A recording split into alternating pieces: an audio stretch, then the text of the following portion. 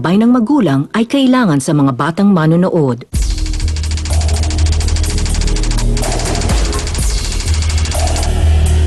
Luzon, Visayas, Mindanao, buong Pilipinas, nakikisaw-saw. Handa na ba kayong magpayanig sa talakan? Ang inyong nag-iisang barangay Hall on Air ay pupunta na mismo at dadayo sa inyong mga barangay. Wow! Mag-uusap tayo, aayusin natin ang mga problema nyo, one barangay at a time.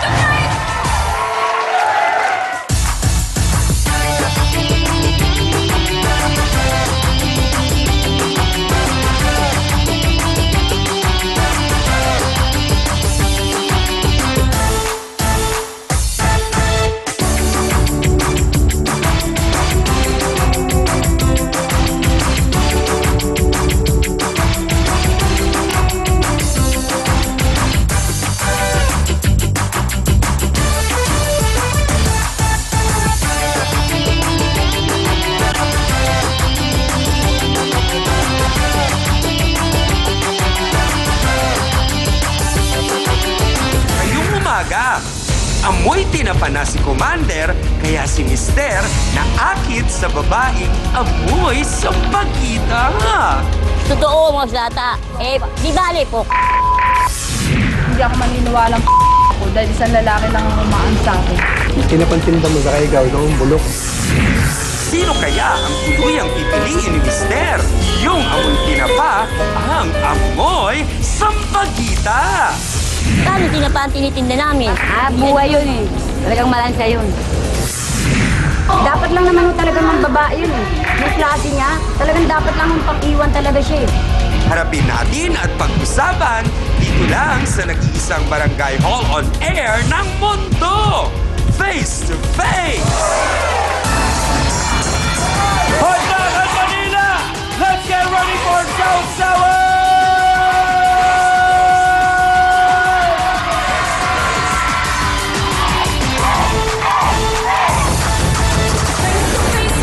Happy morning mga kapatid!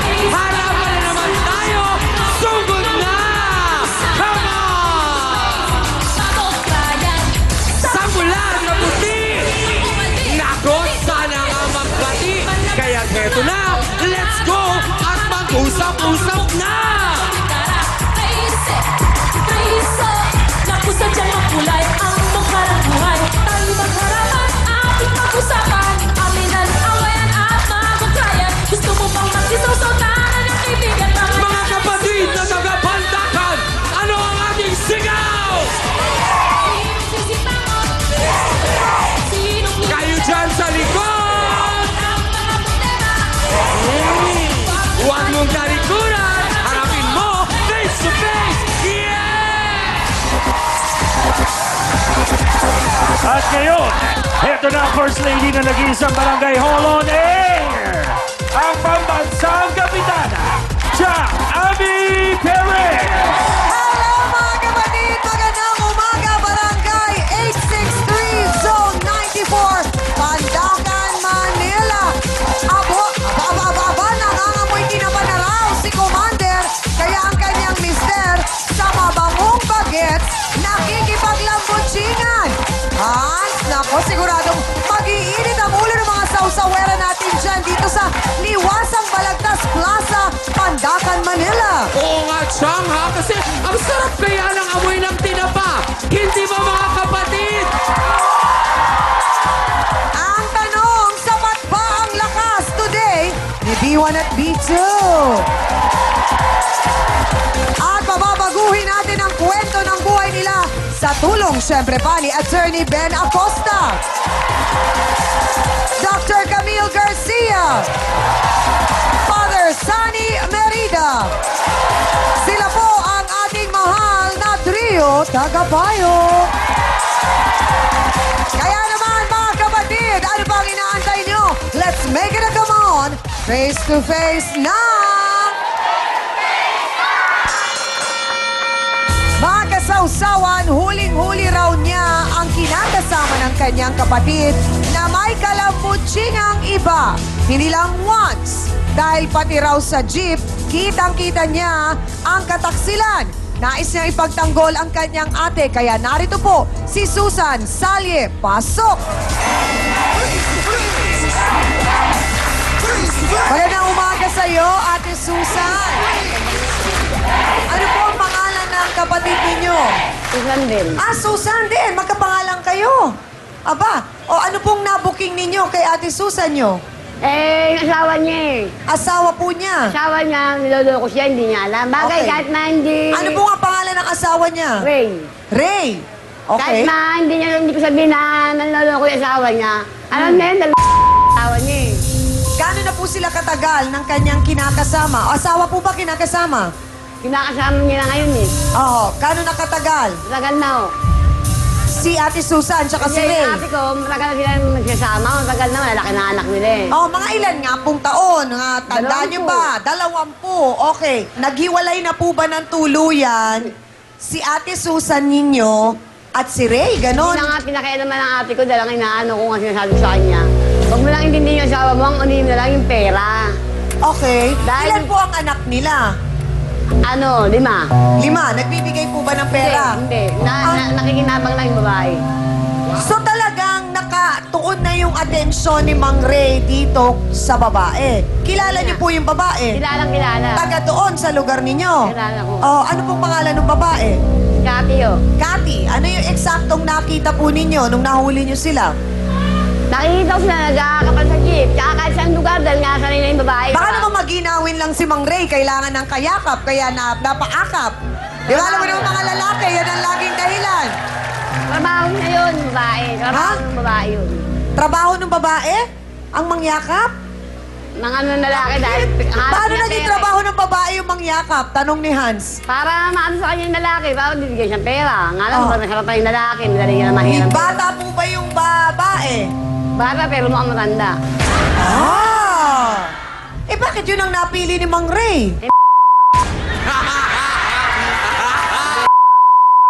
Bakit po sinasabi ni Mang Ray na si ate daw po ninyo, amoy tinapa na? Di bale ko saan ang aming sinapa. Parehas naman ang trabaho namin. Nagtitinda kami sa hirap. Nagtitinda po kayo ng tinapa, kaya amoy tinapa lang siguro. Kaya nga. Bakit naman nasabi kaya yun? Wala na siyang masabi. Oho. Dahil makapal nga mukha niya eh. Hindi daw po inaasikaso ni ate mo, si Kuya Ray, kaya daw po iniwan. Dapat niya unawain niya. Oo. Unawain niya dahil asawa niya naghahanap buhay. Wala po bang hanap buhay si Mang Ray? Ngayon na lang nagkaroon ng hanap buhay yan eh. Kaya yumabang eh. Ah, dati po wala? Dating palamunin. Sa loob ng 20 years? Dating palamunin lang yan. Eh bakit natagalan po ng ate nyo? So parang lumalabas. Nag-aalaga Pera na- lang ng ate nyo ang gusto niya? Hindi yun, dahil mahirap lang din kami. Naghahanap buhay ang ate ko. Siya naman ang nag-aalaga sa mga anak niya nung Oo. nakakawang ano. Okay. Ngayon nung magkaroon silang hanap buhay, yun lumabas yung natural na wala Nandun na sa babae. Sabi nyo, yung babae, kilala nyo, kinausap nyo po ba? Parang babae sa babae, pinakiusapan na parang, sana, wag ka ng ganyan kasi kawawa ang ate ko. Wala. Lalo, sabi niya, hindi raw. Alam ko trabaho niya. Hindi sila umahan eh. Mahal ba daw niya si Kuya Ray? Napamahal daw sa kanya eh. Ilang taon itong pinag-uusapan nating babaeng to? Hindi ko alam kung ilang taon siya eh. Pero bata talaga. 25 raw siya eh. 25. Ilang taon ang bunso ni Mang Ray? 21. Oh, parang anak lang niya. Hindi, pag nakita nyo, parang magkasing edad lang sila. Matanda na yung babae, mukha ng babae.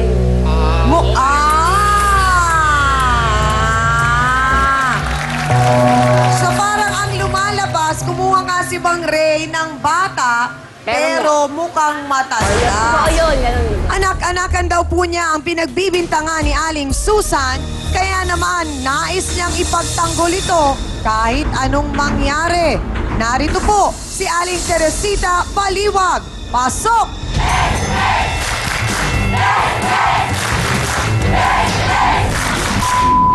Dali lang po! Sandali po! Teka lang po! Aling Tess, bakit po ninyo nasabi na walang katotohanan ang mga sinasabi ni Susan tungkol po sa inyong anak-anakan?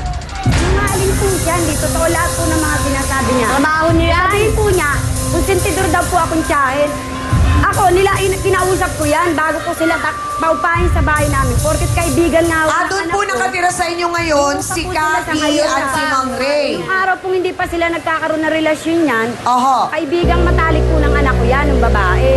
Nung nag-aaral pa po sila nung high school, kaya po nakilala ko naman yung batang yan. Kaya po ninyo nakilala si Cathy. Opo. So, Kaya- paano pong nangyaring hinayaan nyo na lang po sila na magkarelasyon? Hindi Kung po sila anak-anakan hinayaan. po ang tingin ninyo. Una pa man po na napansin kong iniikutan niya yan, kinausap ko na po kagad yan si Catherine. Oho. Ang sabi ko sa kanya, may asawa yan. Ang salita ni Catherine sa akin, ano tita, ano naman daw, hiwalay na raw siya.